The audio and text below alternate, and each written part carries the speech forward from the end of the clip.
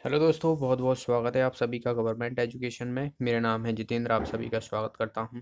तो दोस्तों, यह हमारा सेकंड पार्ट है जिसमें हम आर एस अग्रवाल के टॉपिक वाइज क्वेश्चन हम डिस्कस कर रहे हैं और एवरेज हम डिस्कस कर रहे हैं। तो पिछला वीडियो अगर आपने नहीं देखा तो यहाँ पर एक आई का बटन आ रहा होगा, उस पर क्लिक करके देख सकते हो।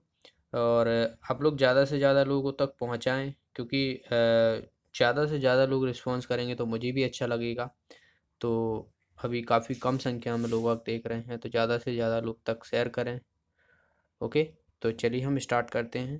तो पिछले जो वीडियो तक हमने क्वेश्चन छोड़े थे वो 27 26 तक कर लिए थे, तो 27 से हम करते हैं यहाँ पर।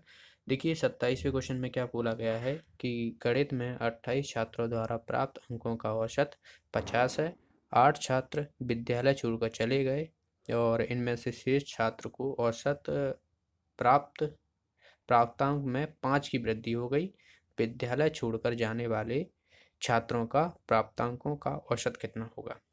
टोटल जो है वो 28 छात्र हुए और 28 छात्रों का जो औसत मार्क है वो 50 है। तो टोटल कितना हो जाएगा, 50 इंटू 28, ये हो जाएगा हमारा 14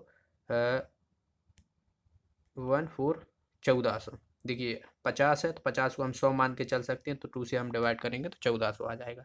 तो टोटल मार्क जो है वो 1400 है। अब इसमें से क्या होता है कि 8 छात्र जो है वो छोड़ के चले जाते हैं, तो 28 में से 8 जाएंगे तो बचेंगे कितने, 20 बचेंगे।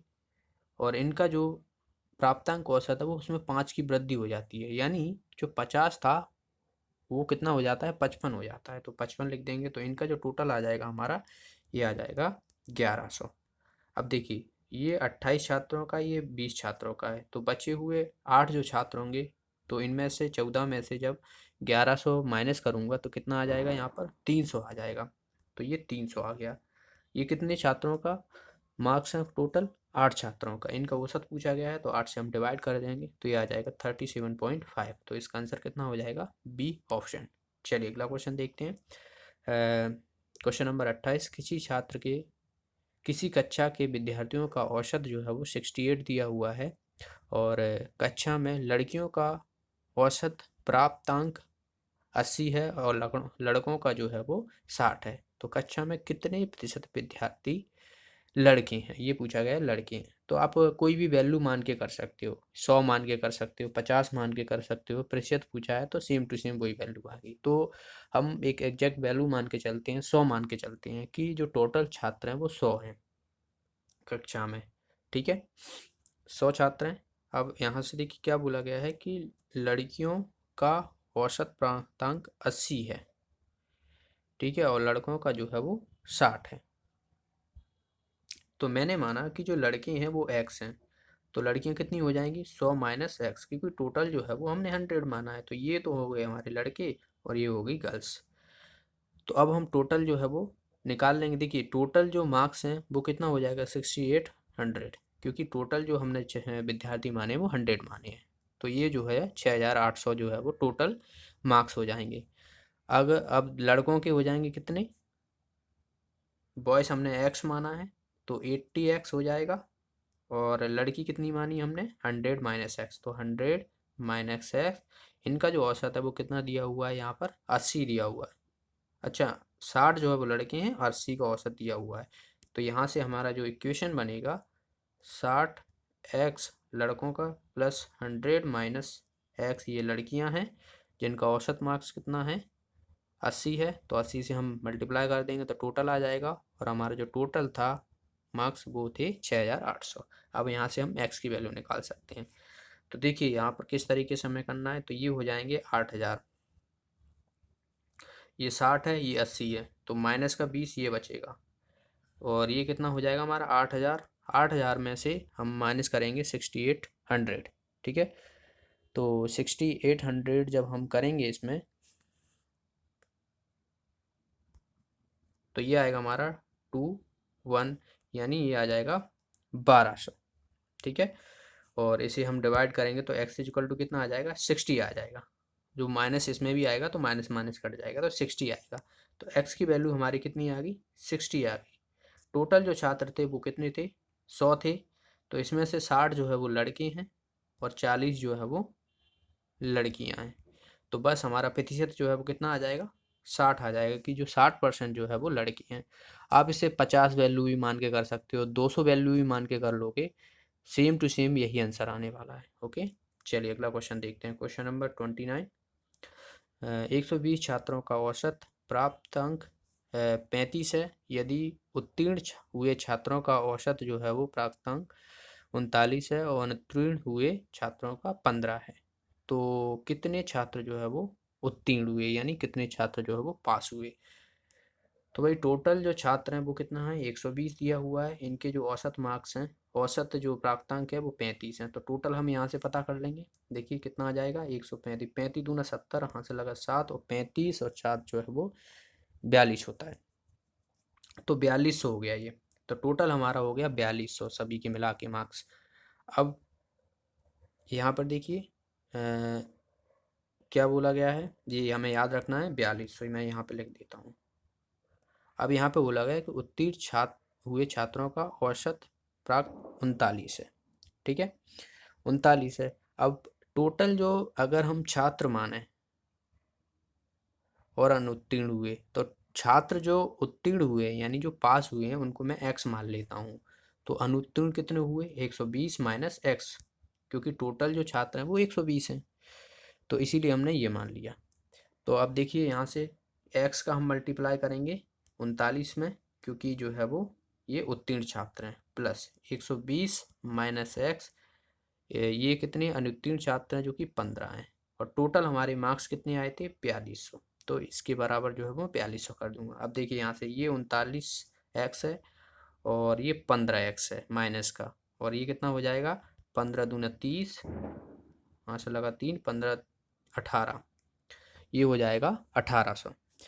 अब 39 में से मैं 15 घटाऊंगा तो मुझे मिलेंगे 24 मिलेंगे। ठीक है, 24x। अब यहाँ पे 4200 था, अब इसमें से 1800 घटाऊंगा, तो 4200 में से जब मैं 1800 घटाऊंगा तो मुझे मिलेंगे 2400। तो ये 24x है और 2400 बराबर हो जाएगा, 24x बराबर 2400। तो कुछ वैल्यू जो है आप x इजक्वल टू यहाँ से कितना आ जाएगा, 100 आ जाएगा। ठीक है, तो हमारा आंसर कितना आ जाएगा, जो उत्तीर्ण छात्र हैं जो हमने x माने थे उसकी वैल्यू है 100, और अनुत्तीर्ण पूछा जाता तो 20 हो जाते, क्योंकि टोटल संख्या तो 120 ही है छात्रों की, जिसमें से पास हुए हैं 100 और फेल हुए हैं 20। तो इसका आंसर कितना हो जाएगा, ए ऑप्शन। तो इस तरीके से आपको सॉल्व करना। देखिए कैलकुलेशन आप मन में ही किया करो ज़्यादा से ज़्यादा, आपको इतना मतलब चीज़ें करना है कि आपको पेन चलाने की ज़रूरत ना पड़े, तभी आपकी फास्ट कैलकुलेशन हो पाएगी।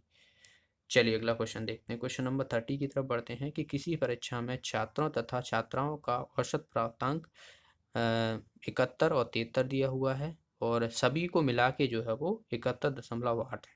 तो छात्रों और छात्राओं का अनुपात पूछा गया है, तो इसे एलिगेशन मेथड से करो, बहुत ही आसान है।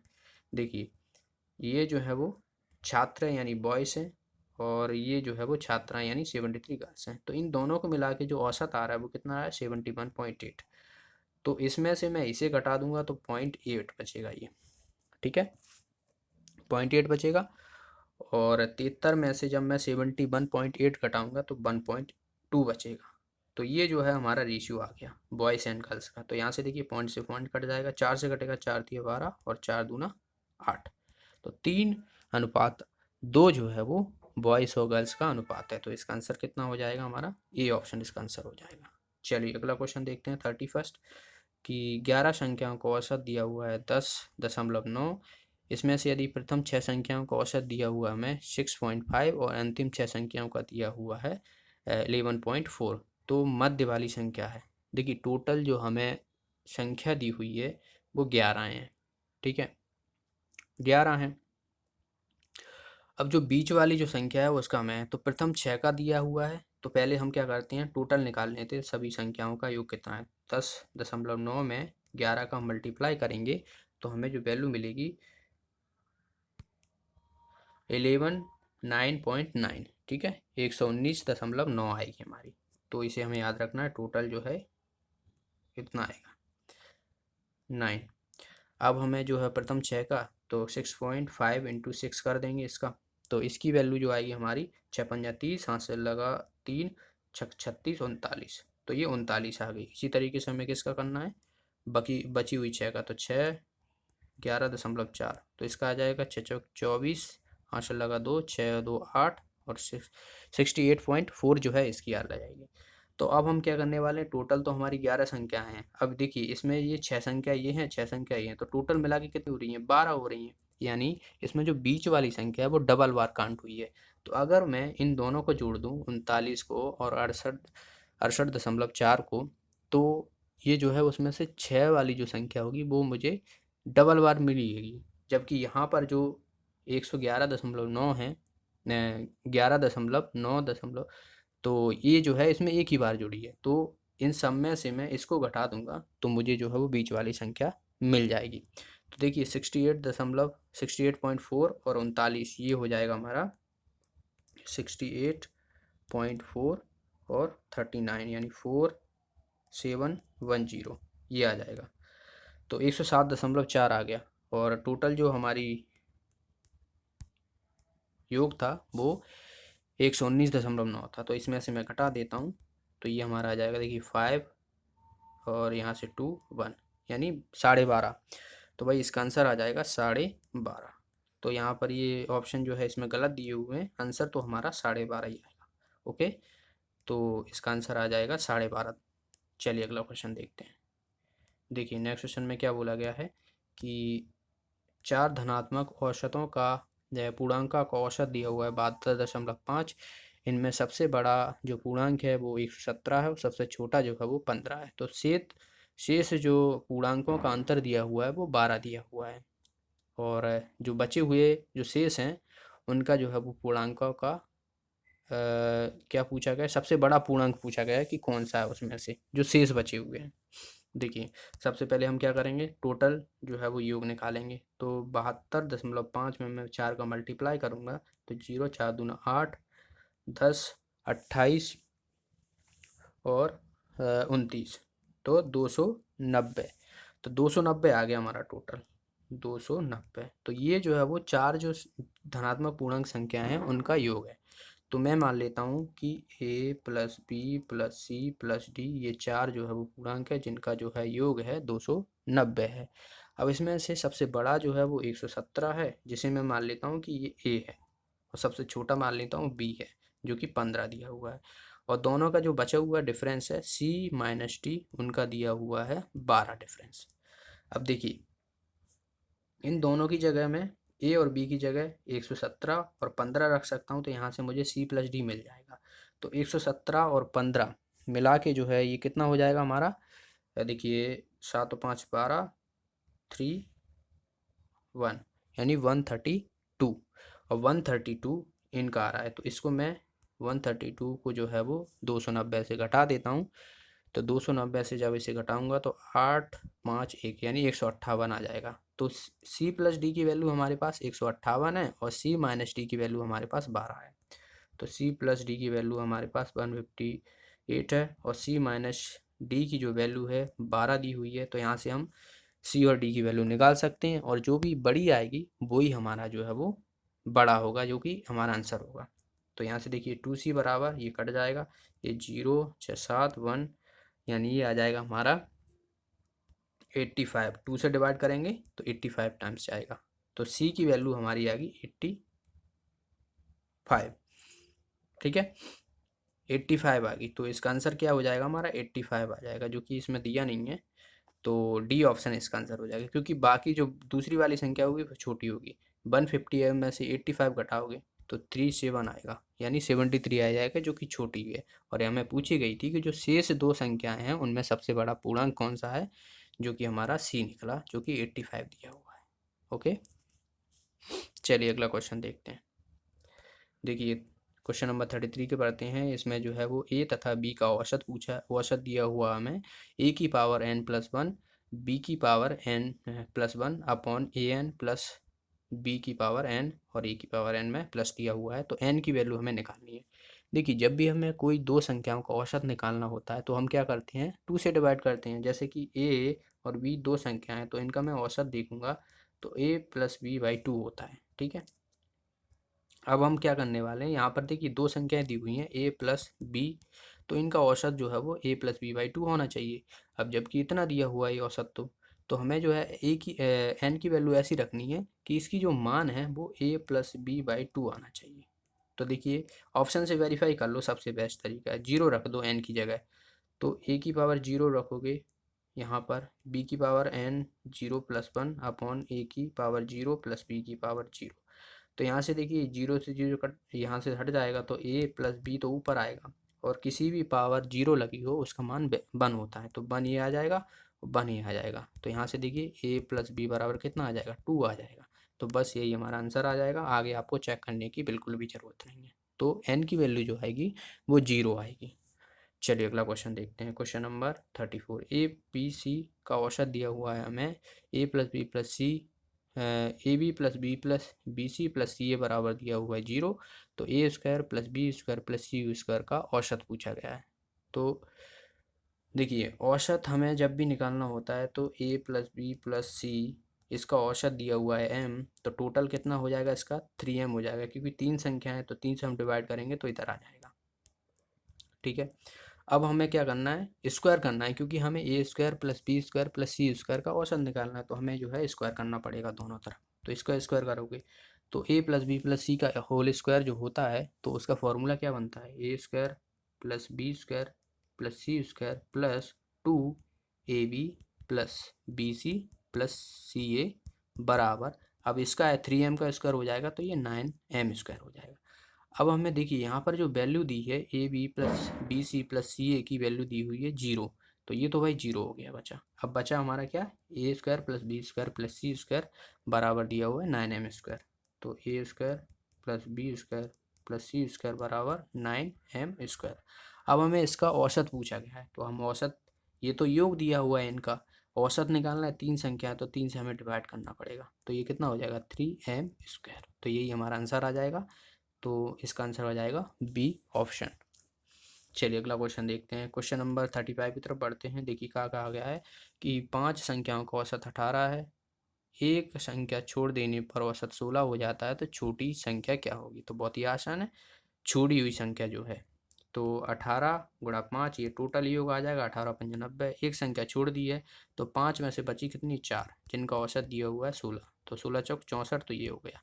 तो 90 में से 64 घटा दोगे, ठीक है, 90 में से 64 घटा दो तो कितना आ जाएगा, वहाँ पर देखिए 26 आ जाएगा, तो 26 जो है इसका आंसर आ जाएगा। तो इसका आंसर हो जाएगा बी ऑप्शन। क्वेश्चन नंबर 37 की तरफ बढ़ते हैं। इसमें देखिए एक कार की 7 माह की पेट्रोल की औसत मासिक खपत 110 लीटर है। यदि अगले 5 माह की औसत जो है वो खपत है 86 लीटर, तो पूरे वर्ष की पूछी गई है कि कितनी हो जाएगी। तो भाई 7 माह की तो इतनी है और 5 माह की इतनी है, 86 है, तो टोटल कितने हो गए, 12 माह हो गए।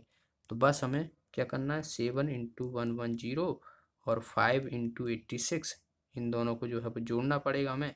तो ये तो हो जाएगा 770, ठीक है, 770, और ये कितना हो जाएगा, यहाँ पे देखिए 5 छक्का 30, हाथ से लगा 3, 40, 43, तो ये 43 हो जाएगा। तो ये 0 0 7 4 11 12, तो 1200 हो गया टोटल जो है वो पेट्रोल लगी है एक साल में। पूरी पेट्रोल जो लगी है गाड़ी में वो 1200 लगी है। तो औसत कितना हो जाएगा, एक साल 12 माह का होता है महीने का, तो यहाँ पर देखिए 12 से हम डिवाइड कर देंगे तो 100 लीटर जो है वो खपत हो जाएगी पूरी, एक देखा जाए तो जो औसत मासिक खपत होगी वो 100 लीटर होगी। तो इसका आंसर आ जाएगा बी ऑप्शन।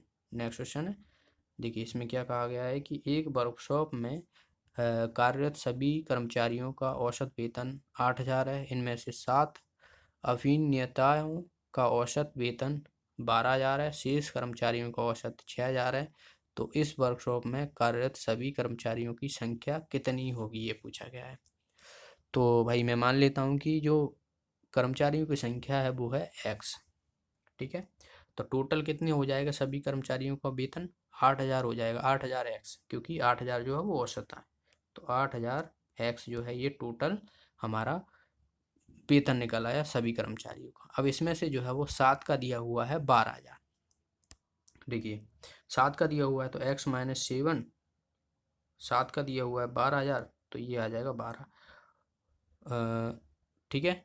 अब बचे हुए तो एक्स माइनस, ओके यहाँ पे 7 माइनस एक्स हो जाएगा, देखिए यहाँ पर शेष कर्मचारियों का, तो 7 का हमें दिया हुआ है 12,000। अब शेष कर्मचारी जो बचे वो कितने बचे, एक्स माइनस 7, क्योंकि 7 तो यहाँ पर लग चुके हैं, एक्स हमने मानी थी टोटल, तो एक्स माइनस 7 करना पड़ेगा। तो इस तरीके से ये 6,000 है, तो टोटल हमारा निकला था 8,000 एक्स। तो यहाँ से हमें एक्स की वैल्यू पता पड़ जाएगी। तो ये कितना हो जाएगा, 12 छिंग 72 12 7 84। तो ये हो जाएगा 84,000। 8,000 एक एक्स ये है, और ये कितना हो जाएगा 42,000। 7 छिंग 42 और 6,000 ये, तो 2,000 तो ये बचा 2,000 एक्स इधर आ जाएगा। और ये कितना हो जाएगा 42, इसमें से घटा देंगे 42,000, तो ये 42 ये बचेगा। ठीक है, 42 ये बचेगा। अब 2 इधर है, 2,000 जो है इधर है, और 42,000 इधर है। तो यहाँ से हमें 2,000 एक्स इजकल टू 42,000, तो 0 से 0 कट जाएंगे, 2 से कटेगा, तो एक्स इजकल टू कितनी आ जाएगा 21। तो जो कर्मचारियों की संख्या है वो 21 है। तो इसका आंसर आ जाएगा बी ऑप्शन, क्योंकि हमने जो है वो टोटल कर्मचारियों की संख्या जो मानी थी वो एक्स मानी थी। तो बी ऑप्शन इसका आंसर आया। क्वेश्चन नंबर 38 की तरफ बढ़ते हैं। देखिए, 4 कमाने वाले सदस्यों की एक परिवार में औसत मासिक आय 15,130 थी। इनमें से एक पुत्री का जो है वो विवाह हो जाता है, और वो जो है वो चली जाती है, विदा हो जाती है उसकी। तो इसके परिवार का औसत आयकर घटकर जो है वो 14,660 हो जाता है। तो जो घटकर हो गया, मतलब जो पहले 4 कमाने वाले थे, अब एक की विदा हो गई, चलेगी, तो बचे कितने 3। तो 3 का जो औसत है वो दिया हुआ है हमें 14,660। तो विवाहित पुत्री जो है वो, जो विवाह हो गया है, वो कितना कमाती थी ये पूछा गया है इसमें। तो 4 इंटू 15 130। ठीक है, तो इसका आ जाएगा, देखिए 0 4 3 12 4 5 12 पंजा 15 चौका 60। तो ये आ जाएगा 60,520। अब जो 3 हैं उनका देख लेते हैं, 14,660 इंटू 3। तो वो यहाँ से देखिए 0 18 8 19 12, और ये हो जाएगा 15 14 3 42 और 1 43। तो ये 43 हो जाएगा। तो 60,520 में से 43,980 घटाएंगे, तो 6052 और 43982।